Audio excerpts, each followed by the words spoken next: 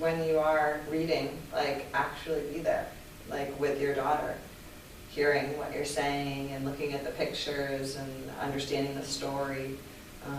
When you're cooking the food, actually hear the sizzle and the smells and just those informal practices of being where you are as you're there really will re-energize you. It's incredibly taxing and tiring. When they do studies of people who are present and then leave and then come back, you get so tired. It's incredibly mentally exhausting to continually leave your present experience and then have to come back to it. And people who can actually stay with what they're doing report less fatigue, mental and physical fatigue. So just as best you can, when you're doing a task or engaging in some kind of behavior, try to just be doing that one task or that behavior instead of doing that task or that behavior and your mind is doing 4 other things. Because that's really tiring. Yeah, mentally tiring. So, and I think once again, just celebrating what we are doing instead of that negativity bias to only focus, talk about, articulate how we're failing. Like come in and say, I did awesome. I meditated 3 times this week. Instead of, I suck. There are 4 days. Just okay, then I was awesome. 3 more.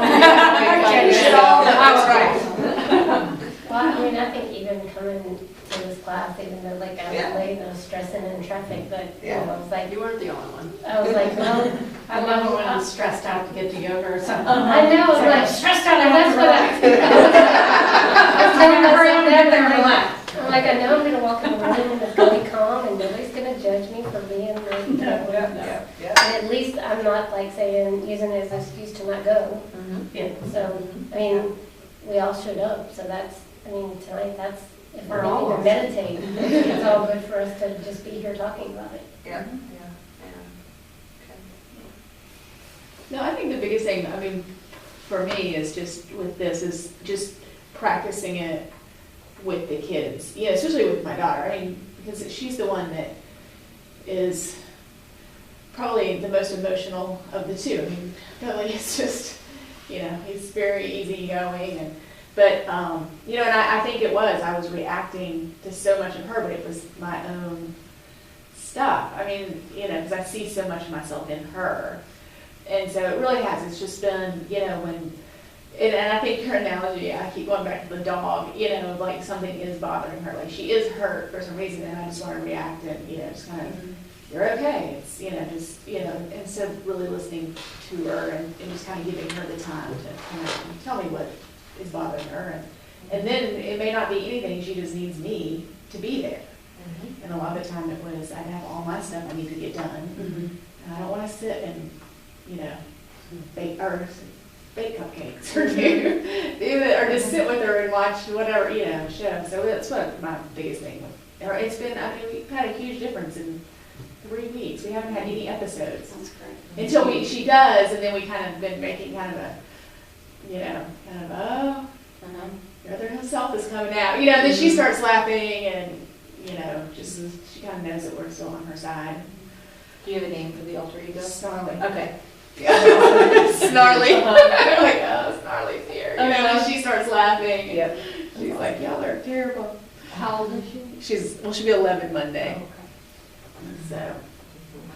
So it's been really good. Yeah, it's been great.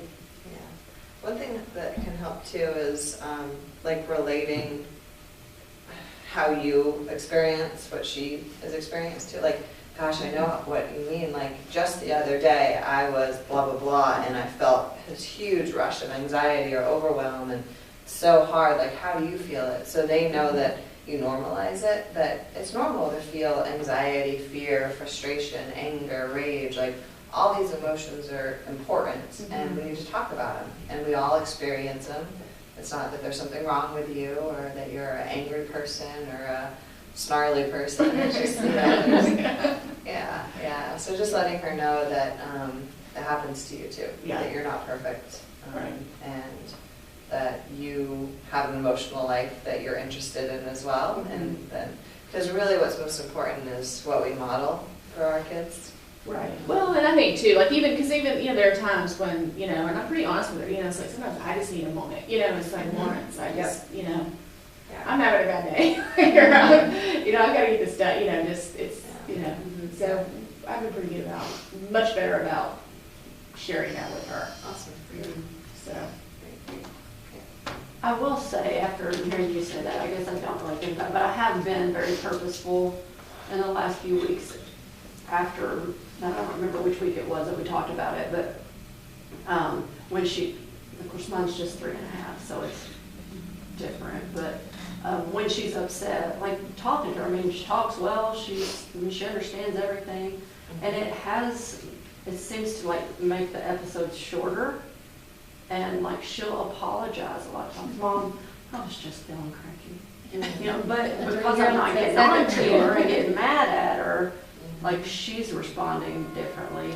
And I'm terribly like task oriented. It's like Saturday morning I wake up and I'm like, okay, off to the races.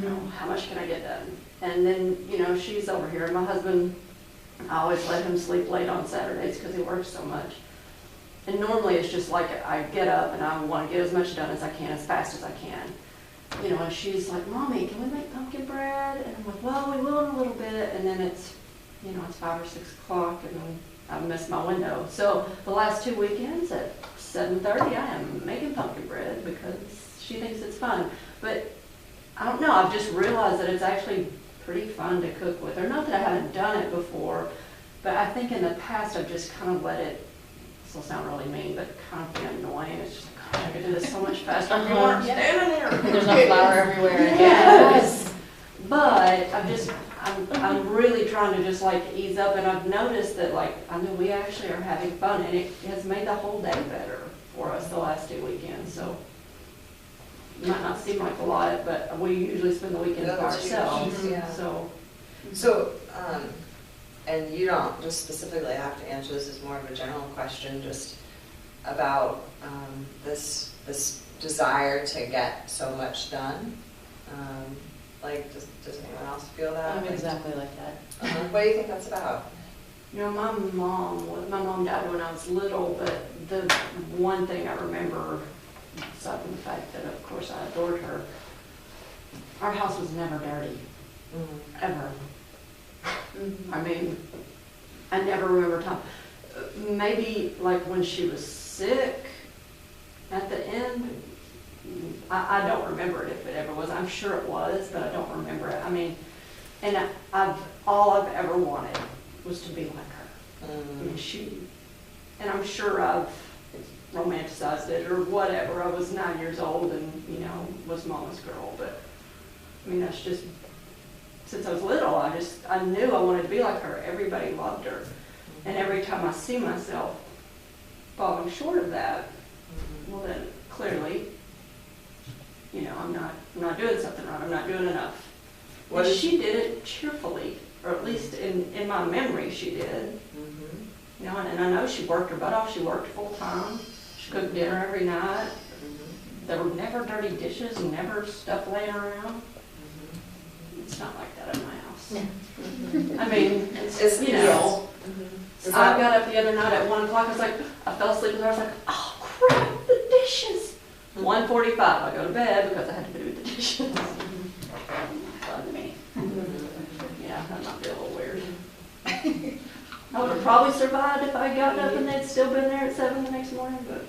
Once we'll go back to that. Like, Right. That's the whole thing. That was the thing. I was like, gosh, I got to do it now or I'm just going to wake up mad.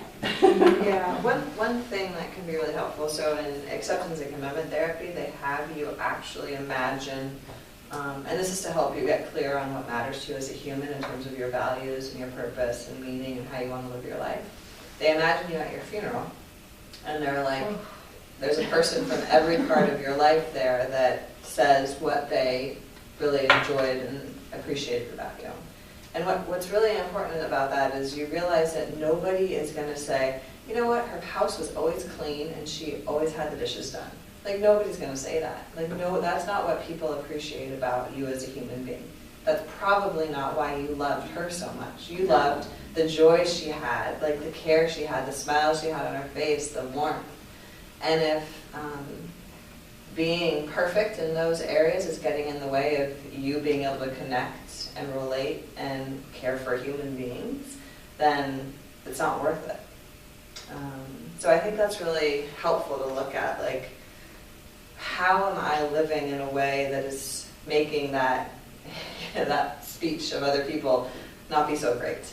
And what do I need to shift? You know, like your kids, when they're there, like they're gonna say, she had so much to do, but she just dropped it all and baked pumpkin bread with me every time I asked. Or it was spring break and it was crazy, but she just kept making food for us, like all the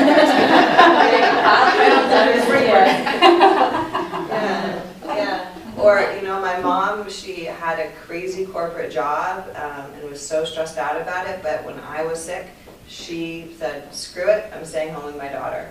Like, she put me first. I You know, can't that's say what, I do that. yeah, that's what, you know, matters. So. But even when I do that, talking about if she's sick, staying home with her, I won't let my husband stay home with her. No, clearly, I'd be better at that. I don't say that, because, you know, granted, he knows she would rather be with me. I mean, she's crazy about him, but I think when you're that little, there's something about mama being there. But yeah, I can't even force myself to go to work. Yeah, that's great. So I guess that's the one area where I'm like, well, screw it, and, you know. But It's funny when you talk about how all she wanted to do was make pumpkin bread and stuff. I have a 7-year-old who, it starts like this, like, can we make pancakes? And I'm like, okay, well, you know, so we make pancakes. And then it's, can you paint my nails? And then, can you jump on the trampoline with me? I'm like, okay, now listen. We've got to just try it. So I tried it, but it's so hard because she is just incessant, and it's just so hard to, like, oh my gosh. And when they You get know, fixated on something, it's just over and the- over and over. Yeah, so it's trying to find the, like, okay, pick 5 of the 25 things you're throwing at me. Let's go from there. Which is why this whole mall thing, I'm like, I can handle them all, because at least, because I had clothes I had to get for the other 2, and I'm like, okay. But she did not want to stop. I'm like, we've been here for 3 hours. But it's, you know, it's stuff like that. So I'm trying to find the balance of the 5 things that she wants Right. to do. That's because, Like like you're Gracie, free too. yeah. Because Gracie, when I'm home, she wants to be with me, like, every room, Okay. I mean, yes, and I just have to constantly remind myself, look, she's 8, almost 9, you know, there's gonna be a day where she's gone, she's not gonna wanna be with me, and I try to, but I mean, it's suffocating, you know, and there's like, and it's hard to be, you know, it's hard to know what to do with that, because you don't want to, I mean, I just, feels like she was like 3 yesterday, and now she's, you know, she's closer to a teenager than she is to 3, and, you know, and I'm like, but then the everyday moment, I'm like, I just need a moment to breathe, you know, so it's kind of, it's a hard balance to know what to do. I can't imagine having more than one. Well, it's my 12-year-old, you know, I go to, she's never been one of those, like, snuggly, like, throw her arms around your neck kind of a kid anyway. But now, I mean, she is just, I'm total arm's length. And so I go to hug her, and she gives me the elbow, or she pushes me away, and that's just her thing. So that, I think that's why when the little one wants to cling to me, I'm like, okay, because I'm clinging to you too. That's why, you know. Right. So it's hard because I have the complete, they're both very different girls. So it's, now I see what my little one's going through. I'm like, it just makes me want to make sure that I spend more time with the little one. Because the older one's like, no, get out of my room, leave me alone, go away. Well, and that's when I hear stories like that, that makes me want to like, okay. I think, go ahead. I was just going to say, you know, there's a lot there about the fear of the future becoming part of the relationship today. And I think that is sometimes where we as moms can lose connection to ourselves because we're afraid of the distance that may be coming, you know, and so there's a lot of that clinging. And so I think it's just really important to be mindful of it. You know, to be aware of I'm clinging because I'm afraid, Yeah. You know, and I don't know what to say about that except I'm clinging because I'm Right. afraid. Right. And to be really truthful and give that space and, you know, all that, because I think it can be misinterpreted and confusing to the both parties. And I don't know, you know, that, because it's, and also I think that you give up what you might need. Like you might need a breath, and which is really okay for your kid to see that, you know what, give me 5 minutes. I'll be right back. I thought what you said was very cool about of your 25 things, because a lot of people would not even venture down that road because it sounds too overwhelming. And so the first thing, you know, people see that as a slippery slope, like, Right. you know what I mean? But to have that conversation of, I can do about an hour and a half with you. So what do you think? What do you want? Or, you know. Anyway, I think it's just really important, that fear of loss in the future, of how it affects especially our relationships with daughters, I think, in particular. But it sounds too Because, good. I mean, there's no, I mean, not all daughters turn out that way. I mean, she may not ever not want to have anything to do with me. Right. So if I fear that, you know, it's kind of like either create it or it's, I'm losing the moment because of something that may or may not happen. Right, I have found in my own life that it has a whole lot to do with what I was like as a teenager. And like as my, I'm just saying that in my experience that, or as a young adult as well, that as my kids got older, I was dealing with things that were related to me at that age. And going to college, all that stuff, so. That's interesting because, I mean, I never, you know, I always wanted to be with my mom. I always still do. So, you know, so I mean, I may be worried about something that may not happen just because it happens to other people. You know, I mean, it's, I you think, never know. yeah, I think this is really transferable to so many other parts of our life. There's this aspect of impermanence, knowing that everything is always changing. And that means it's good and bad news. So it means that the tantrums, the clinging, the overwhelm, the fights, all that stuff is going to leave. It's going to change. But so is like the sweet, cuddly, like, mommy, I love you. Like, you can't grab onto that because that causes just as much suffering as trying to push away the other stuff. So recognizing that, what would it be like for me to be willing to experience my daughter right now exactly as she is, and myself right now exactly as I am, not wishing myself or her or the situation to be any different. And one of the things we're going to go over tonight was that equation that pain or stress or whatever, tantrums, difficulty with your child plus resistance, meaning wanting it to be different or pushing it away or grasping onto it so it stays forever, that's going to equal a lot of suffering. So what really matters is that we're willing to meet ourselves, our daughters, our husbands, our job, our boss, exactly as they are. That doesn't mean that we can't ask and create change.